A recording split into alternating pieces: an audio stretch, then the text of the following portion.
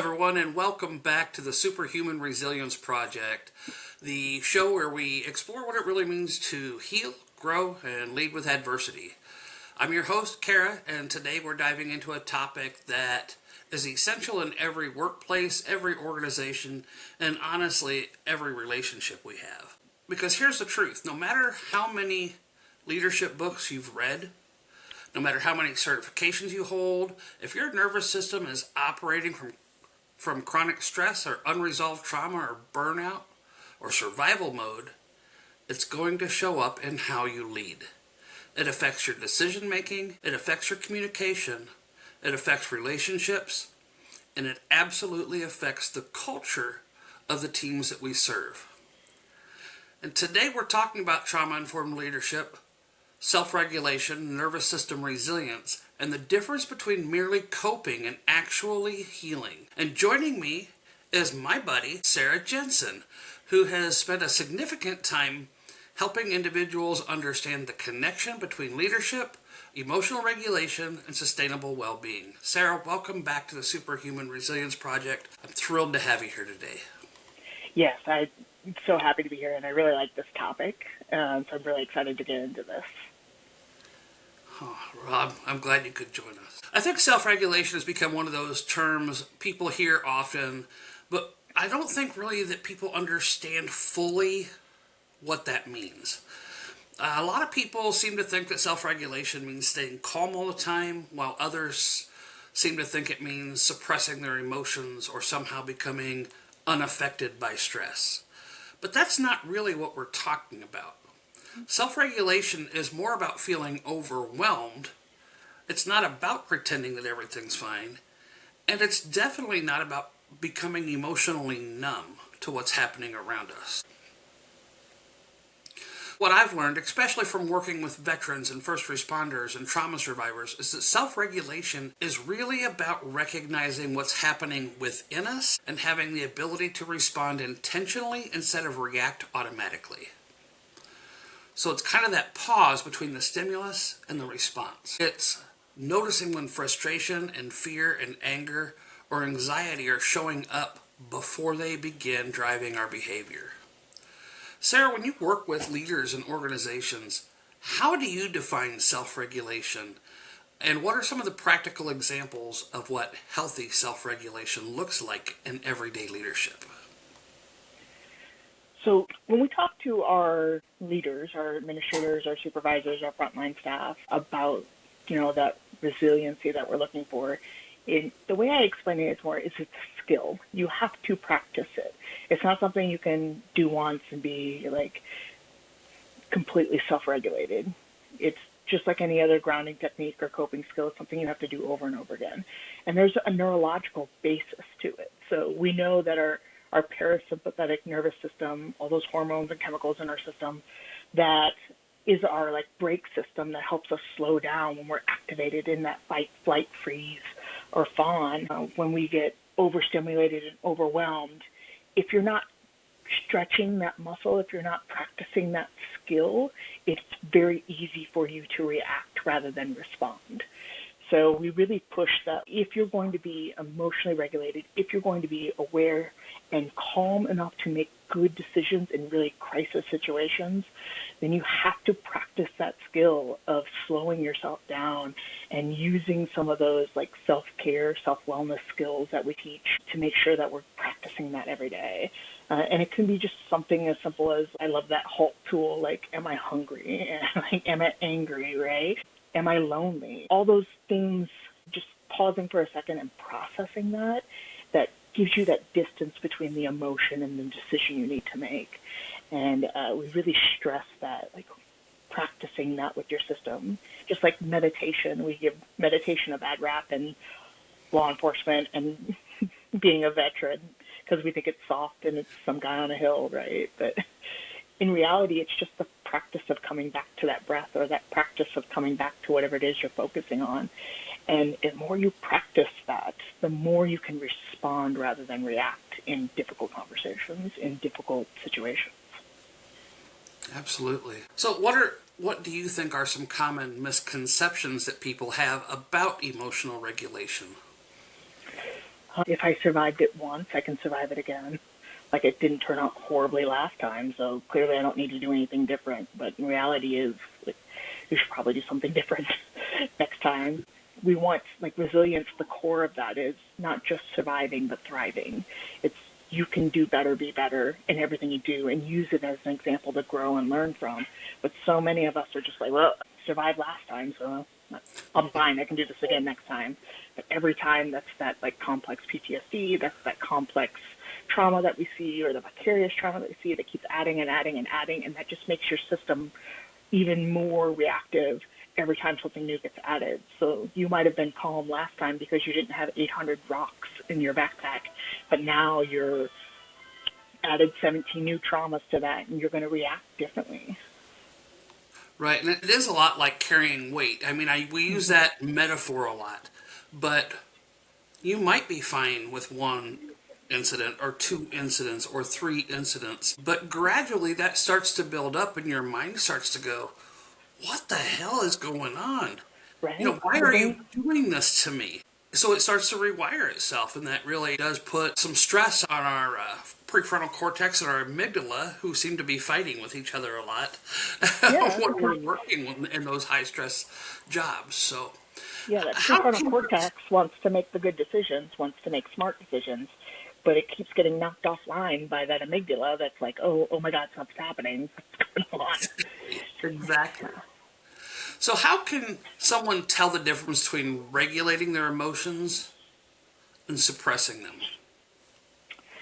I like to use, especially with my leaders, is the beach ball analogy.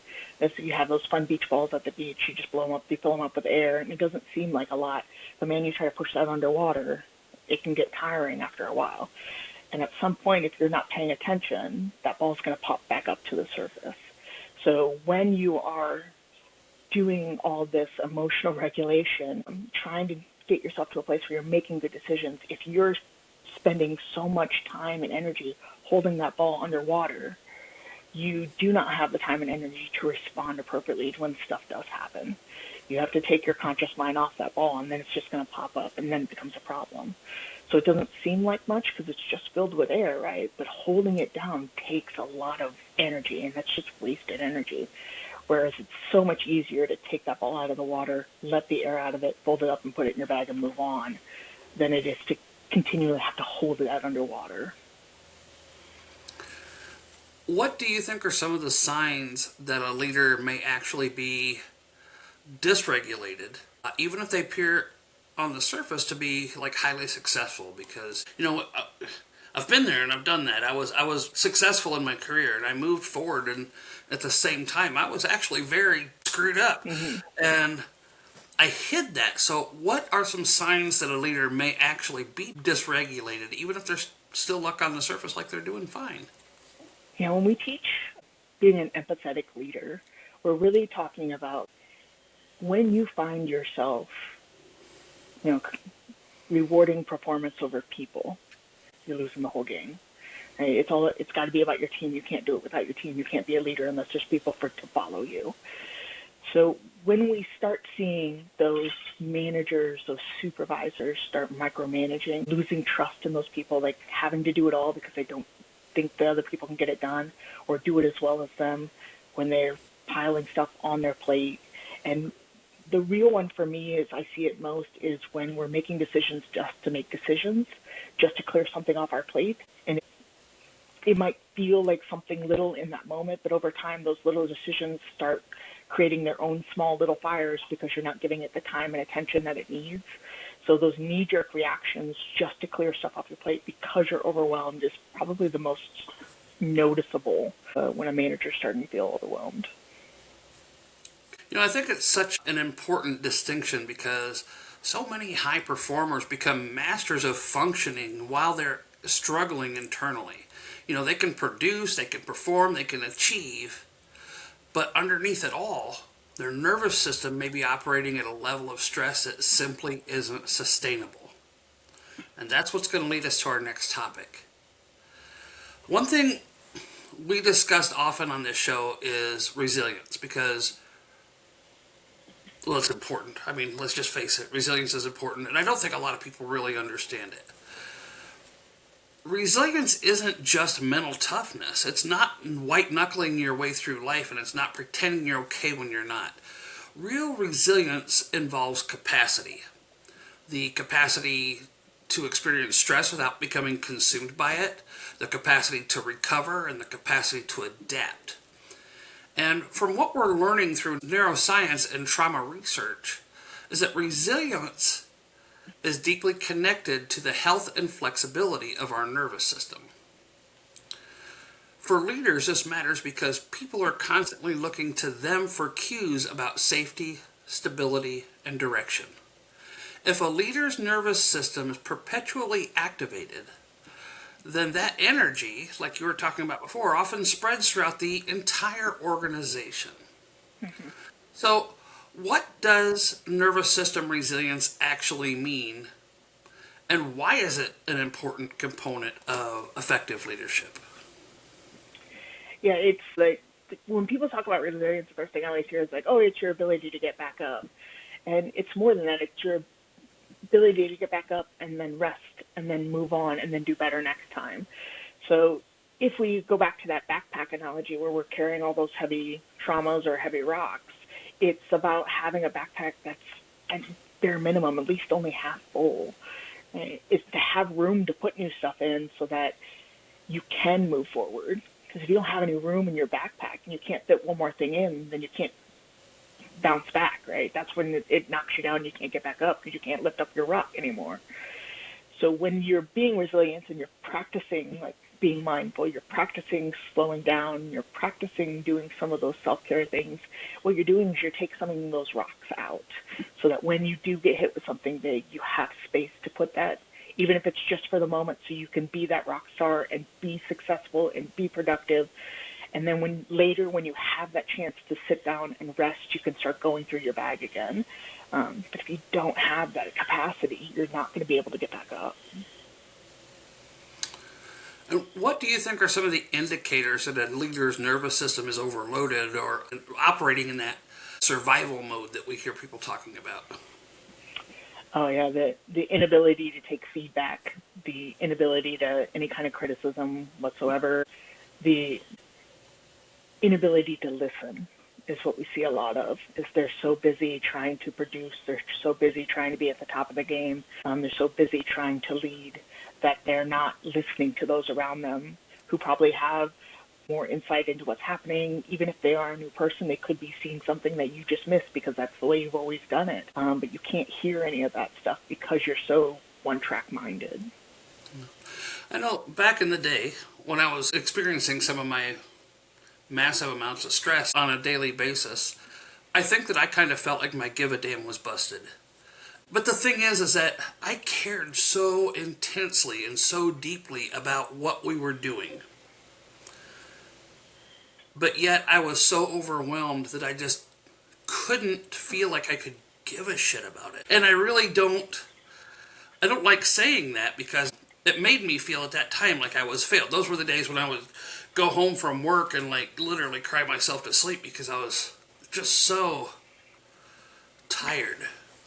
And I didn't know why, and I didn't understand why at that time.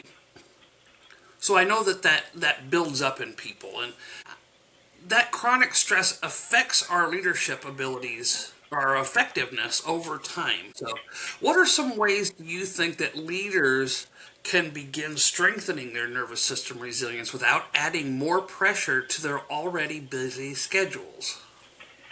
Yeah, that's going back to that parasympathetic nervous system of that internal brake system that we have, and doing things like we talked about tactical box breathing, that 4 in, hold it, 4, keep it. And so I want to take that one step forward to a 4, 7, and 8. So you breathe in for 4, you hold it for 7, and then you exhale for 8. And those odd numbers force your brain to compute, do a hard reset. And something like that can just, again, separate that emotion from what it is we're trying to do, and that emotion from good decision making. Right? And man, I have a list of all the stuff that can help with that parasympathetic, but it keeps coming back to that. Like, it's something you have to practice every single day. It's something you have to do every single day, and be mindful of what your body's telling you. Be mindful that my hands are shaking and my heart is beating out of my chest and I'm sweating and people are just pissing me off left and right. Like, if you don't know what's happening in your body and you don't recognize the signs of your stress and being overwhelmed, you can't put on the brakes. And so that's where that practice comes in. The more you recognize that I'm becoming dysregulated, I'm becoming the problem, then the easier it is for you to stop that stuff from getting out of hand and then reacting rather than responding. So, for those leaders who are working in those high stress environments, and I'm going to stress this one more time in case people didn't hear my last episode or whatever, but a leader doesn't have anything to do with what's on your business card or your job title. It has to do with how you show up every day. So, for leaders working in high stress environments, what becomes most important when it comes to protecting their nervous system health? Whew. I mean, yeah, it's hard to be a leader if you're snapping at everybody and nobody wants to be around you.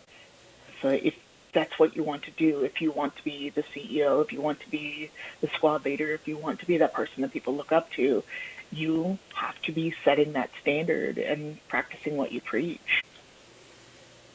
Yeah, I kind of always go back to the motivation equation. Have you ever heard of that? I know we've talked about it in Warriors Ascent. Dr. Steele talks about like your values and, how close you are to achieving that goal and how all those things play in a factor in how motivated you are. So you really have to hone into what your value is and what you want to bring, like what you expect to bring to that organization that you're working for, and then stick to that, because that's what's going to push you forward to slow down when you're getting overwhelmed, to do the self-care practices, because I know every single one of us has been like, I don't have time for that. Who has time to do all these things? But even the stuff I've talked about today takes 2 minutes. You do 4 rounds of box breathing, that's under 2 minutes to do, and you're ready to breach your door. It's funny that you say it that way because I don't know how many times you and I've been having a discussion and you've held me accountable for something because you recognize it in me, or vice versa, that we're like, okay, you're having a bad day, what's going on, and what have you done for yourself is usually our follow-up question.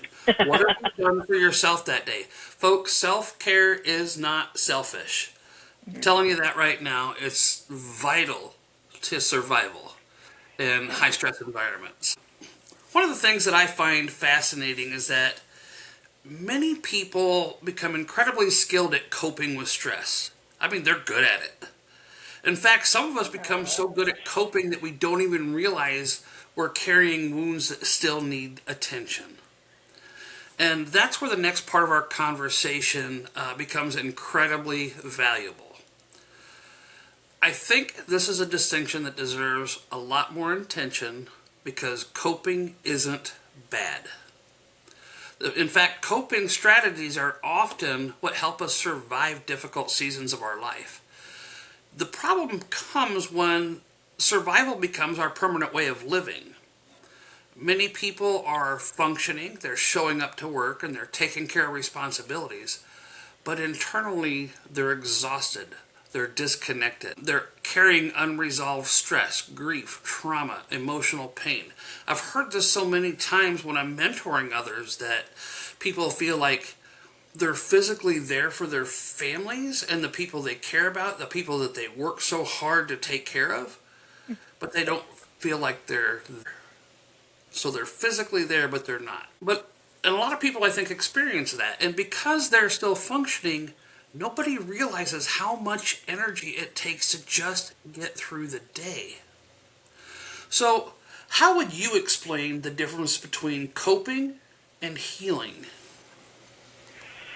Ooh, that's a good question. The difference between coping and healing. The coping comes in, like when you were talking, I was thinking of, yeah, you can cope, but there's those maladaptive coping skills. And then there's things that we do to cope that are essentially helpful, but not necessarily timely. So, like the example I like to give in my classes is I like to cook. I like to cook for my family. I would really love to do it from scratch, but that's 2 hours minimum that I'm in the kitchen and not with my family. And if you've ever taken the love languages quiz online, I highly recommend it, because how I show love and how I want love to be given to me are two different things. And so I show love through acts of service, but my spouse is a physical touch person. So they don't care that I spent 2 hours in the kitchen. They just noticed that I wasn't there for them. I was technically helping, but I wasn't present in the moment. And that's kind of like what you were saying is, like, we're showing up, we're doing what we're supposed to do, we're filling our roles and our responsibilities, but we're not really hitting the bullseye. Like, we're just hitting around the edges of the target. And so when we're healing, part of that journey and part of that knowing yourself is like, I need to know where the center of that target is and what that looks like for me so I can help others find their center of their targets too. That's awesome. I think that's a great explanation. Why do you think that so many people confuse functioning with healing? Yeah, I think again, it kind of goes back to we reward productivity, not people. So yeah, I show up to work every day, but I go home and I'm incredibly depressed. I'm still functioning fine at work. People think I'm doing great, but I have that mask on. So it's getting to know people and getting to understand them, being that trauma informed of what happened to you rather than what's wrong with you. And those conversations has been a real push for us, especially for our leadership, like getting away from those assumptions and judgments and just genuinely asking, like, what is going on and how can I help? So, what do you think is important for leaders to know about recognizing when they've moved from healthy coping into chronic survival mode?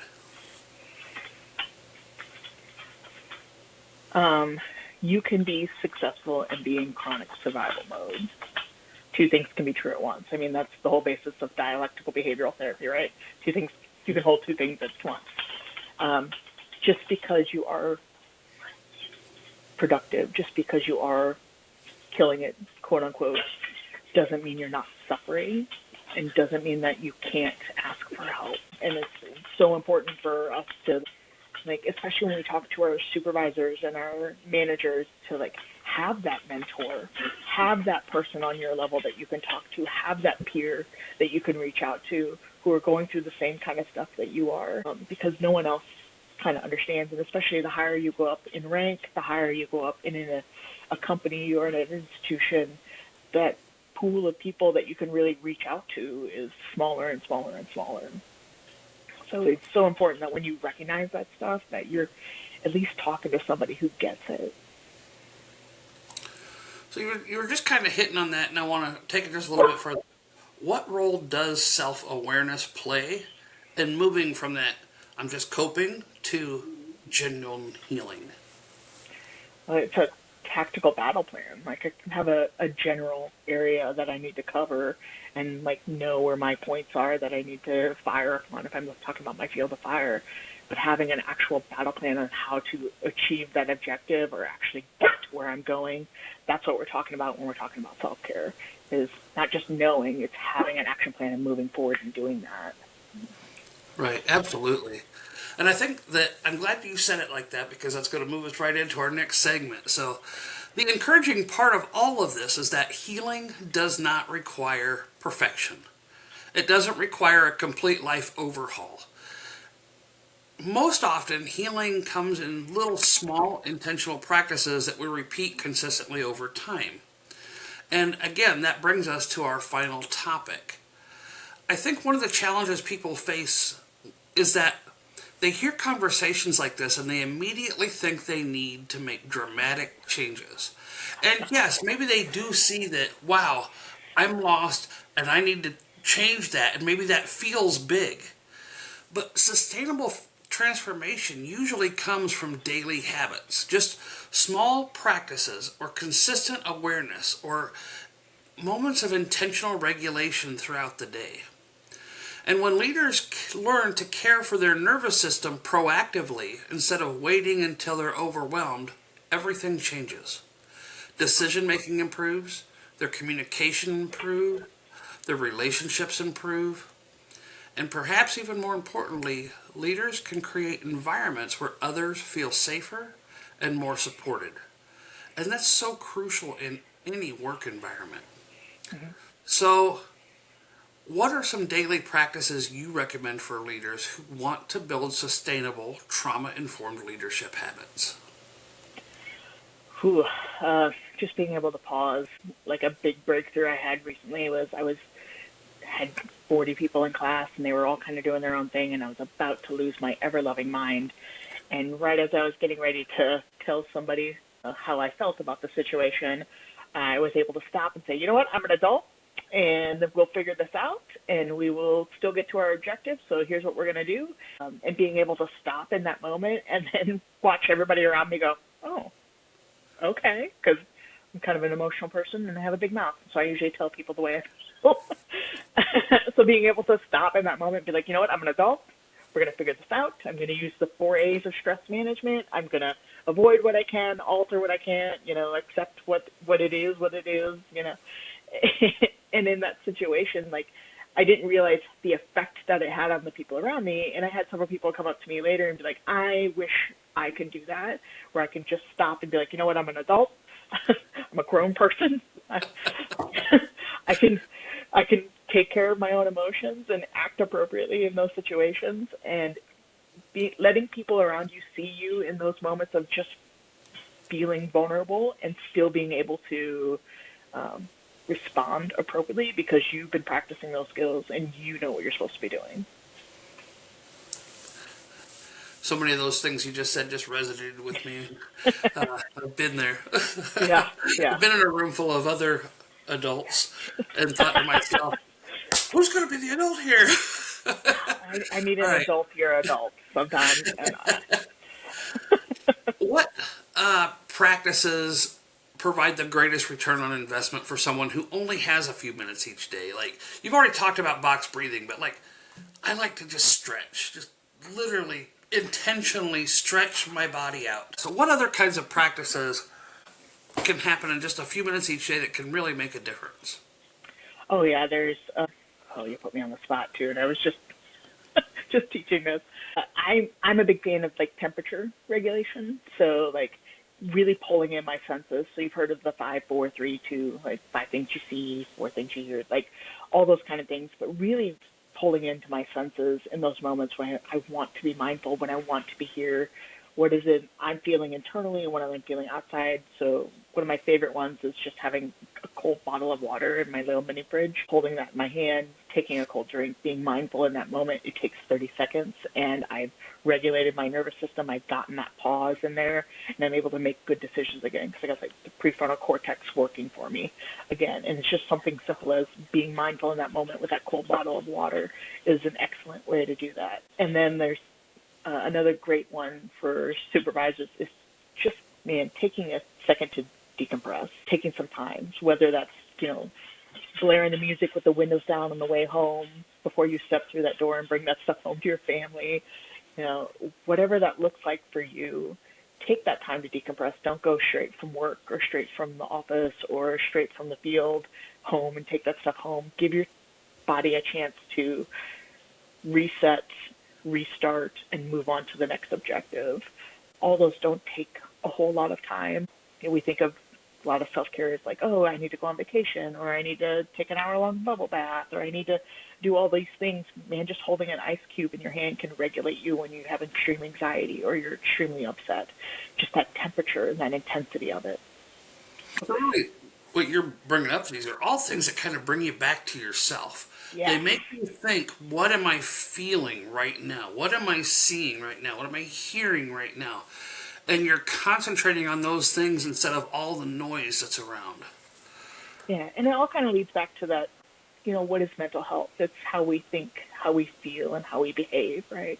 So if I'm talking about cognitive behavioral therapy, if our thoughts lead to our feelings and our feelings lead to the way we behave, if I can put a wedge in that thought there and change that thought, that's the catch it, check it, change it tool. Is this thought helpful? Is this thought true? Right? Like, everybody hates me. Well, does everybody hate you, or is it just that one guy who's being a jerk? Okay, I can change that thought and change the way I behave based on it. Or like we always give the example of like you see somebody driving down the road driving like a maniac, and then they get to the next exit and it's the hospital and they're going into the ER. when we change the thought to that guy's a road raging idiot to, oh man, that guy had an emergency, it changes how we feel and that changes how we behave. And so really interrupting those thoughts can be something that does not take a lot of time, but it can have huge impacts on the way you behave and how others see you. I think the payoff in the long run is you're not as stressed, and neither are the people you're working with. Yeah. So, and you can hold that space for them when they're stressed because you have room in your backpack and they don't. And sometimes just being there and listening to them and letting them vent as a leader, somebody comes to you for advice and letting them have those moments because you have the space, because you've been practicing that and you can share that with them, how they can do that as well. And that's the definition of being an empathetic leader. so how can leaders model healthy regulation for people that they lead? And I think we're talking things like setting boundaries. Like, how do you set those boundaries?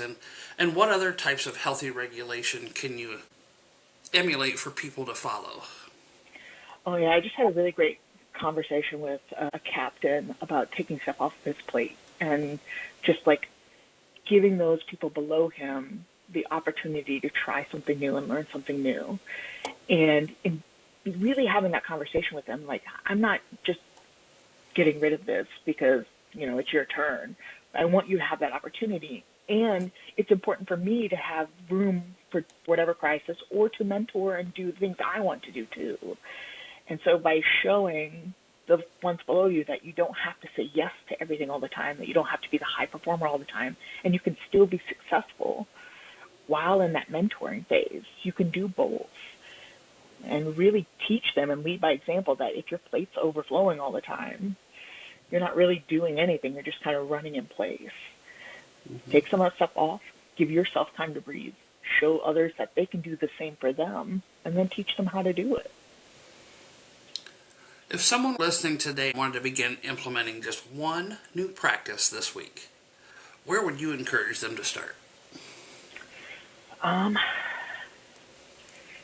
I would encourage them. Yeah, it's so hard to push meditation, but it's so incredibly effective. Just focusing. So I'm an outdoorsy person, and I tell people to go out and touch grass.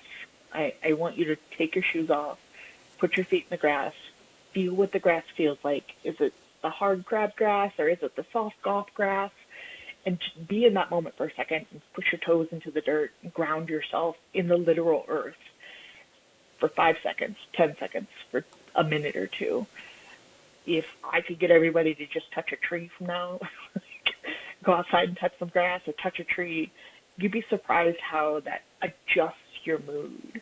Because there's so much happening there, like neurologically and chemically and in your body and just being outside and it's just touching some grass. Yeah. Well, thank you, Sarah, for joining us today and sharing your insights. This conversation is such an important reminder that leadership isn't about strategy or performance or outcomes. It's about people. And people carry stories, and they carry experience, and they carry stress, adversity, and sometimes even trauma. And the more we understand how our nervous system functions, the better equipped we become to lead ourselves and others with compassion, clarity, and resilience. Humans leading with humanity. That's what it comes down to. For everyone listening today, I hope you remember this. Self-regulation is not about perfection. Healing isn't about never struggling. Resilience isn't about never falling. It's about building the capacity to return to yourself again and again. Not to the job, not to the project, to yourself. It's about creating enough safety within your own nervous system that you can respond intentionally rather than react automatically. And it's about understanding that sustainable leadership begins with sustainable well-being. Before we close today, Sarah, I want to give a shout out, if you don't mind, to someone who is a big part of our journey, and she's now leaving Warriors Ascent. Christy Cook has accepted another position, and they're incredibly lucky to have her in that new role. And yet, I'm going to miss her terribly, although I've already called her on the phone and made arrangements that I will see her and Alice on a regular basis. Alice is her dog, for those of you who don't know, and I just love Alice. I don't want anybody to say, who the F is Alice, right? All right, so thank you guys for spending time with us on the Superhuman Resilience Project. If today's episode resonated with you, please share it with someone who you think could benefit from this conversation. And until next time, keep showing up, keep doing the work, and keep investing in your healing. Because resilience isn't about becoming someone else. It's about becoming more fully yourself. And remember, be strong enough to stand on your own, wise enough to know when you need help, and brave enough to ask for it. We'll see you next time.